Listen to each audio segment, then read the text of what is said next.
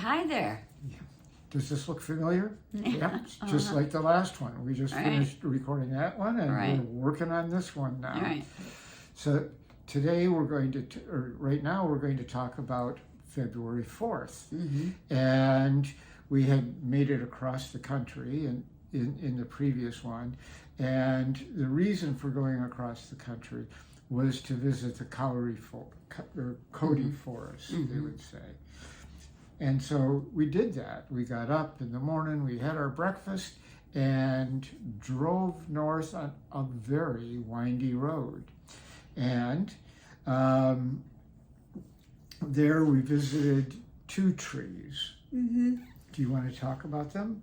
Sure. The first one is the largest tree in the Kauri Forest, and it's between 1,250 or 2,500 years old. As old as that, and it's named after Tane, the Maori god of forests and of birds.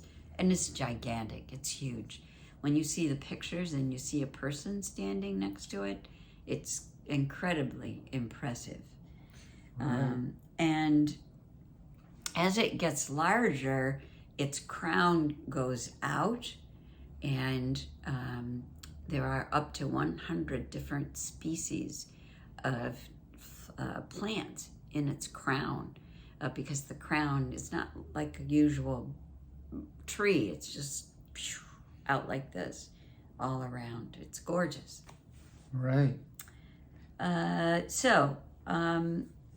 That was, it's 148 feet high, and it's got a huge trunk. Right.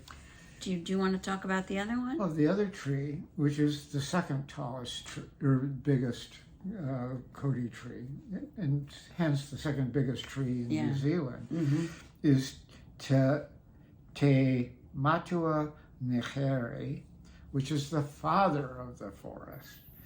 And both of these are really tall trees, and you hike back into them, and they're actually, as you might imagine, in a grove of these tall trees. So it's really striking, and they're impressive trees.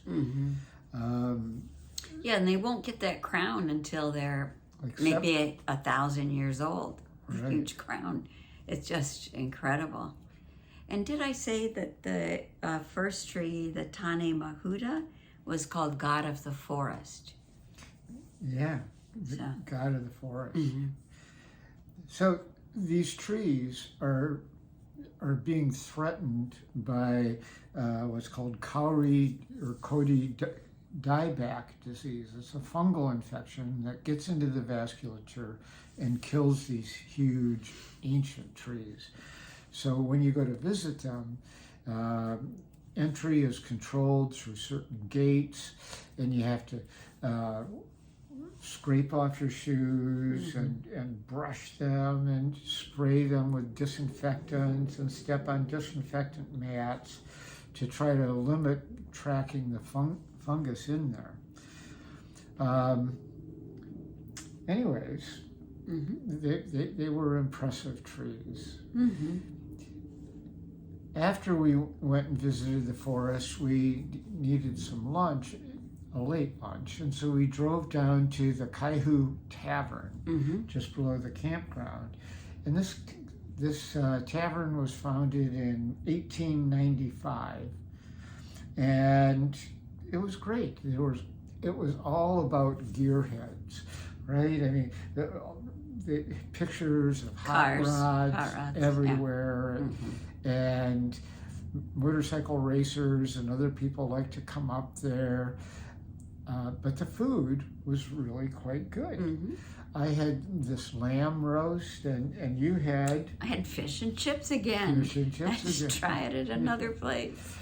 And we had some like mozzarella balls, but it wasn't mozzarella. It was some other cheese. It was brie cheese. Yeah, it was breaded and camembert. It was a camembert, breaded and pan-fried camembert. Right.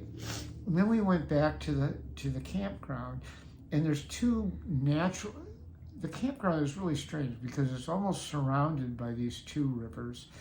And in the bridge underneath one of the roads next to the river, they have glowworms that we went back and looked at that night. And they were pretty isolated. These glowworms are the larval forms of an insect, and they fluoresce in order to attract prey that gets caught in their nets, kind of like a spider's web.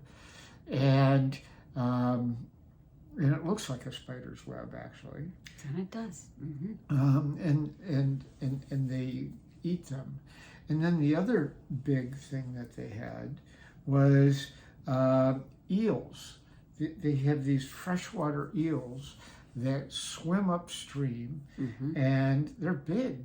These things are like 3-4 foot long and pretty bulky. They're called long-finned eels because of the long dorsal fin on them. And the kids were sitting there playing with them when we arrived. Good.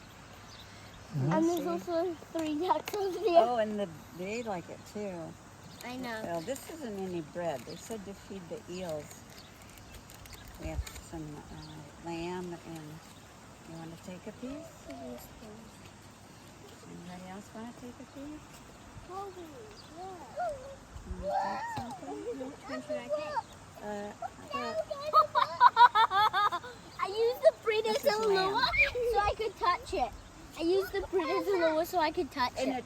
did you touch it? Yeah, I've been touching it. I can't believe they come out of the water. I like And these. the big one. Big one.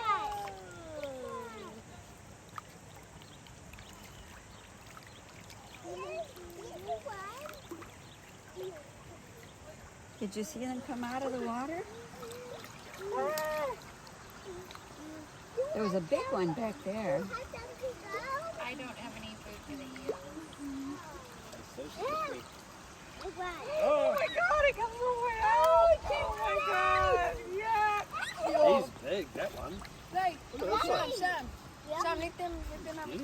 They brought Leftover fish and lamb, because they said to feed them meat. right, they're carnivores. Yeah.